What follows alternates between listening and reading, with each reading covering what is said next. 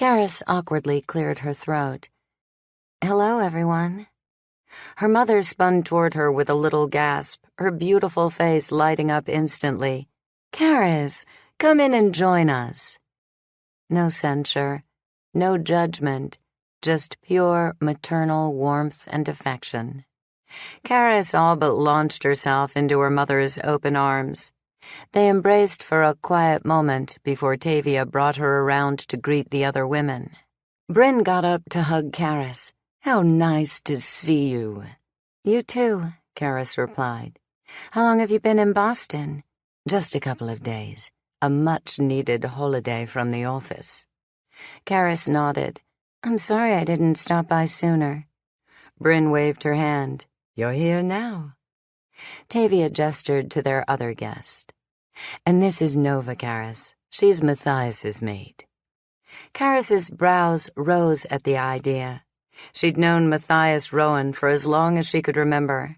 Although she'd heard he had mated recently, she had always pictured the Order's London commander settling down with a female more like Bryn than Nova. But she had to admit she liked the unusual pairing. Carys held out her hand in greeting. "Very nice to meet you, Nova." "You too," Nova replied, her tattooed fingers delicate and warm, as was her shy smile. When Carys glanced back at her mother, Tavia gestured to the large tote hanging from her shoulder. "Does this mean what I think it does?" Carys nodded. "It's only temporary.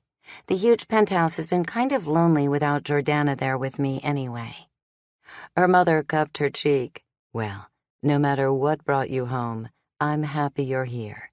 Your father will be thrilled and relieved." Carys set her bag down, then reached over for the tray of appetizers. "May I? I'm starving." At her mother's nod, she grabbed a little cucumber sandwich off the tray, then another. Now that she was home, she realized how long it had been since she'd last eaten. Longer still, since she'd sought out a human blood host.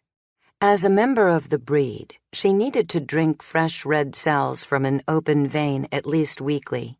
She'd never given the necessity a lot of thought until she'd met Rune.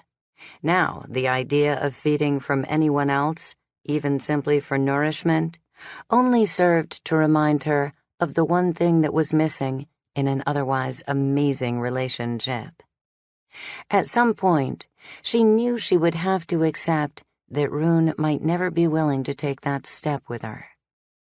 Carys pushed the sting of that thought aside as she reached for a third helping from the tray.